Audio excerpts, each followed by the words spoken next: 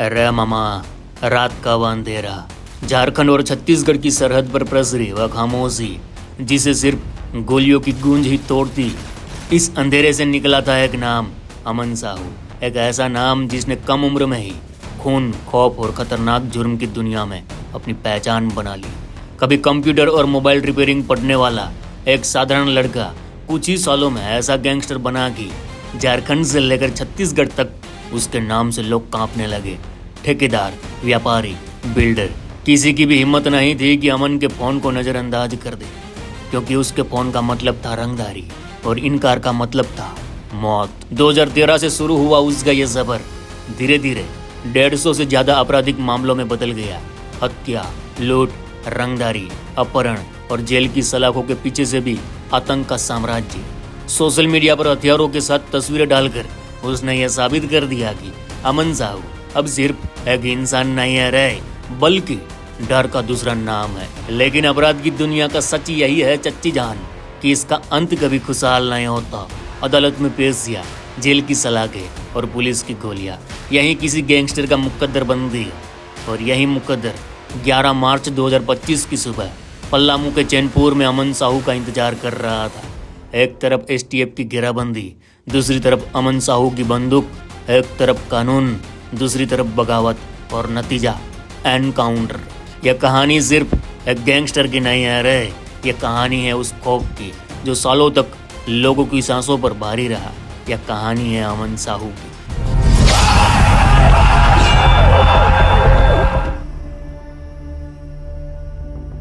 केम छो, मजा मार रहा है मामा। झारखंड की राजधानी रांची से ज्यादा दूर नहीं, मतवे गांव, हरे भरे खेत, मिट्टी की खुशबू और छोटे मोटे सपनों से भरे घर। इन्हीं गलियों में जन्मा अमन साहू। घर वाले चाहते कि अपना छोकरा पढ़ लिख कर कुछ बने, जिंदगी में आगे बढ़े, मगर अमन पढ़ाई में ठीक ठाक था। आईटीआई और कंप्यूटर का डिप्लोमा किया, मोबाइल रिपेयरिंग की दुकान भी खोली। उस वक्त शायद किसी ने सोचा भी नहीं होएगा कि यही छोकरा आगे चलकर झारखंड का सबसे खतरनाक गैंगस्टर बनेगा। लेकिन अक्सर कहा जाता है, हालात इंसान को या तो हीरो बनाता या फिर खतरनाक विलेन। अमन के आसपास बेरोजगारी थी, गरीबी थी और समाज में दबंगाई का बोलबाला। गांव में नक्सली और छोटे मोटे अपराधी अक्सर घूमते। धीरे धीरे अमन का झुकाव उसी दुनिया की तरफ होने लगा। पहली बार अमन का नाम तब सामने आया जब उस पर 2013 में लूट और रंगदारी का केस दर्ज हुआ। यह शुरुआत थी उस अंधेरे सफर की जिसमें अब वापसी नहीं थी। एक मोबाइल रिपेयरिंग वाला लड़का जिसने कभी लोगों के टूटे हुए फोन जुड़े, अब वह लोगों की जिंदगी तोड़ने लगा। और यहीं से शुरू हुई अमन साहू की अपराध की पहली पाठशाला। उसके साथ जुड़े कुछ और लड़के और धीरे धीरे बन गया अमन साहू का गैंग। छोटे मोटे अपराध से शुरू होकर यह गैंग जल्दी हत्या और अपहरण तक पहुंचा। अमन की आंखों में अब सिर्फ एक ही सपना था, पूरे झारखंड छत्तीसगढ़ में नाम और डर फैलाना। अरे भाऊ, 2013 की पहली गिरफ्तारी के बाद अमन साहू का नाम पुलिस की फाइलों में दर्ज हो गया। लेकिन यह सिर्फ एक शुरुआत थी। जेल जाना उसके लिए सजा नहीं रहे, बल्कि क्राइम की यूनिवर्सिटी साबित हुआ। वहीं से उसने सीखा कि जुर्म को सिर्फ अंजाम नहीं देना, बल्कि ऑर्गेनाइज करना है। बाहर आते ही उसने अपने गैंग को मजबूत करना शुरू किया। रांची, हजारीबाग, गिरिडीह, बोकारो से लेकर छत्तीसगढ़ के रायपुर तक उसका नेटवर्क फैल गया। ठेकेदार, बिल्डर, व्यापारी, सबकी धड़कनें तेज हो जाती जब फोन पर एक आवाज आती, बोल रहा हूँ अमन, समझ लो कितना देना है, वरना अगली बार बात करने लायक नहीं बचोगे। कुछ ही सालों में अमन पर 150 से ज्यादा मुकदमे दर्ज हो चुके थे। रंगदारी वसूली, हत्या, अपहरण, लूट, हथियार बंद हमला, यह सब अमन साहू गैंग की पहचान बन चुका था। अमन को सिर्फ पैसा नहीं चाहिए था रे, उसे डर चाहिए था। उसकी सबसे बड़ी ताकत थी दहशत। रांची से रायपुर तक लोग कहते, अगर अमन साहू का नाम फोन पर आया तो समझ लो मौत सामने खड़ी है। 2015 तक पुलिस और प्रशासन समझ चुके थे कि अमन अब साधारण अपराधी नहीं रहा रहे, बल्कि संगठित अपराध का चेहरा बन चुका है। उसी दौरान उसका नाम नक्सलियों और बड़े गैंगस्टर से जुड़ने लगा। लॉरेंस बिश्नोई गैंग से संपर्क, AK-47 और इंसान्स जैसे हथियार तक पहुंच, और सोशल मीडिया पर उन हथियारों के साथ तस्वीरें डालकर सीधा पुलिस को चुनौती देना।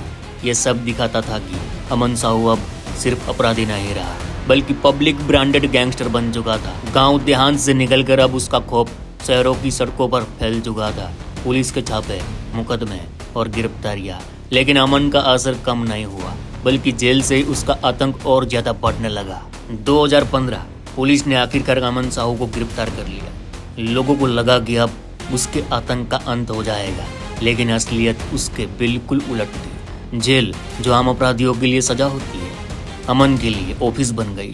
फोन की मदद से, मुलाकातियों के जरिए और अपने गुर्गों के नेटवर्क से उसने पूरे गैंग को सलाखों के पीछे से कंट्रोल करना शुरू कर दिया।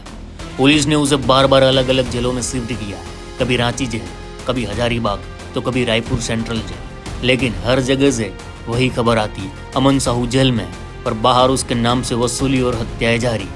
उसने जेल में बैठकर ही बिजनेसमैन, ठेकेदारों और सरकारी अफसरों को धमकी भरे कॉल कराए। उसका एक ही अंदाज था, मैं जेल में हूँ तो क्या, खौफ मेरा वही है, तुम जहाँ खड़े हो। सबसे हैरान करने वाली बात थी अमन का सोशल मीडिया गेम। जेल में रहते हुए भी कभी उसकी फोटो वायरल होती, कभी AK-47 के साथ, तो कभी इंसान राइफल पकड़े हुए। वह तस्वीर सिर्फ दिखावा नहीं थी रे, वह एक पब्लिक स्टेटमेंट थी। अमन साहू जेल में कैद है, लेकिन उसका खौफ आजाद है।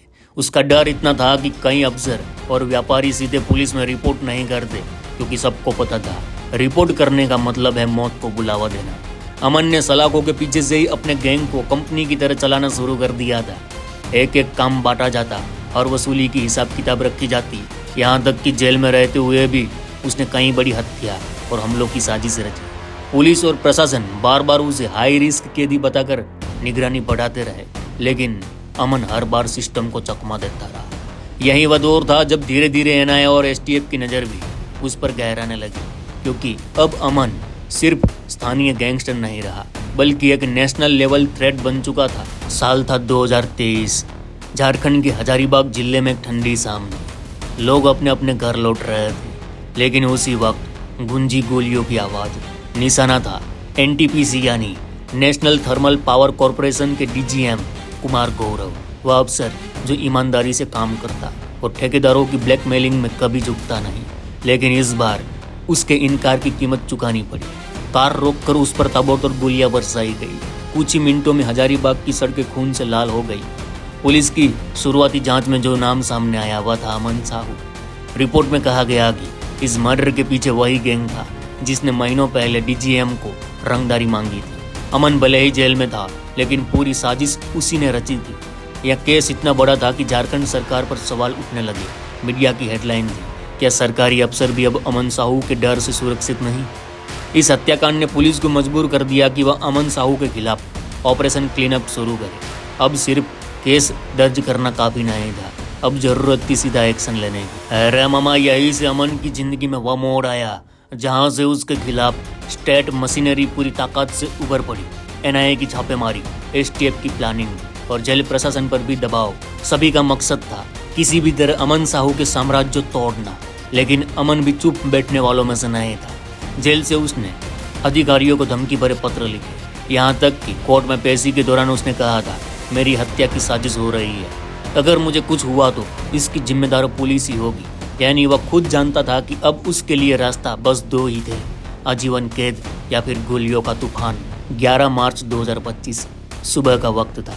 झारखंड के पल्लामू जिले का चैनपुर इलाका, चारों तरफ घना जंगल, धुंध से भरी हवा और सुनसान सड़क। दिखने में ये सड़क किसी साधारण दिन जैसी लग रही थी, लेकिन आज की सुबह इतिहास लिखने वाली थी।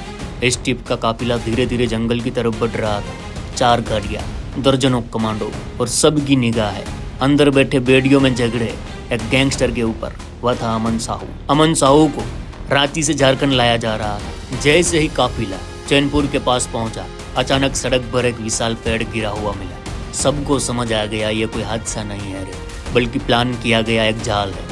कमांडो नीचे उतरते ही चारों तरफ सन्नाटा छा गया, और तभी धुंध को चीरती हुई गूंजी गोलियों की बौछार। सामने था अमन साहू गैंग, हाथों में इंसान राइफलें, आंखों में खून और होठों पर पागल भरी हंसी। अमन साहू गैंग ने सीधा STF पर फायरिंग शुरू कर दी। गोलियों की बरसात में एक जवान घायल होकर जमीन पर गिर पड़ा। बाकी जवान तुरंत पोजीशन में आ गए।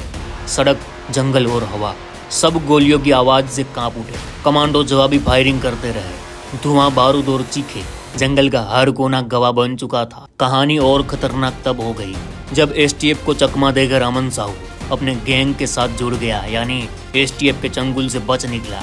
अमन के पास ही खेत और पहाड़ी किनारे पर अपने 2-3 साथी लड़के बैठे थे जो छिपकर गोली चला रहे थे, लेकिन एसटीएफ पूरी तैयारी के साथ आई थी। ड्रोन कैमरे से लोकेशन ट्रेस की और उन सभी को वहीं ढेर कर दिया। अब पूरा मैदान सिर्फ अमन और एसटीएफ के बीच था। करीब आधे घंटे तक लगातार गोलीबारी होती रही। अमन हर बार पेड़ और चट्टान के पीछे छुपकर निकलता, फायर करता और फिर गायब हो जाता। एक एसटीएफ अधिकारी चिल्लाया, घेरो, इसे भागने का रास्ता मत छोड़। जवान चारों तरफ से फैल गए।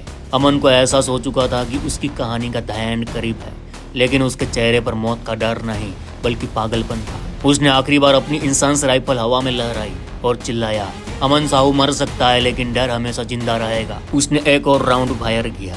जवाब में एसटीएफ की गोलियां चली। कुछ ही सेकंड बाद अमन का शरीर जमीन पर गिरा पड़ा। राइफल उसके हाथ में छूट चुकी थी और आंखें खुली की खुली रह गई। जंगल में प्रसरा सन्नाटा बता रहा था। 11 मार्च 2025 की सुबह अमन साहू का आतंक हमेशा के लिए खत्म हो गया। 11 मार्च 2025 की सुबह ने झारखंड के इतिहास में एक नया मोड़ ले दिया। जिस अमन साहू का नाम सुनकर लोग कांप उठते थे, वह अब पल्लामू की जमीन पर बेजान पड़ा था। उसके हाथ से छूटी इंसास राइफल और खुली आंखें ये गवाही दे रही थी कि गोलियों से कमाया हुआ डर गोलियों से ही खत्म हो जाता है। गांव के लोग, शहर के लोग सालों बाद पहली बार चैन की नींद सो पाए। ठेकेदार, व्यापारी और अफसर सबने राहत की सांस ली। लेकिन पुलिस के एक अफसर ने सच्चाई बयान की, अमन साहू मर गया लेकिन उसकी याद दिलाने वाली कहानियां जिंदा रहेगी। यह वही कहानी है, अपराध का रास्ता कितना खतरनाक होता है। एक लड़का जिसने कंप्यूटर रिपेयरिंग पढ़ी थी, अगर वही रास्ता चुनता तो शायद किसी कंपनी का इंजीनियर बनता, लेकिन हालात और लालच ने उसे गैंगस्टर बना दिया। 10 साल का खौफ, 150 से ज्यादा केस, लाखों की रंगदारी, कई जिंदगियां बर्बाद और आखिर में एक एनकाउंटर। यही है अपराध की सच्चाई, या तो सलाखों के पीछे उम्र कैद या फिर गोलियों की गूंज में खून से लथपथ अंत। अमन साहू का नाम अब झारखंड की क्राइम हिस्ट्री का हिस्सा है, लेकिन उसकी मौत हमें ये दिखाती है कि डर से कमाया गया साम्राज्य टिकता नहीं। वीरे, ये तो था 1-2 राज्य का क्रिमिनल, लेकिन आपने कभी ग्लोबल क्रिमिनल के एनकाउंटर की कहानी सुनी है? अबू बकर अल बगदादी, पूरे विश्व का सबसे बड़ा क्रिमिनल, उसे अमेरिका ने कैसे मारा था, ये जानना है तो इस वीडियो को जरूर देखें। चलो आज के लिए बस इतना ही। गुज्जू भाई का राम राम, मिलते हैं फिर।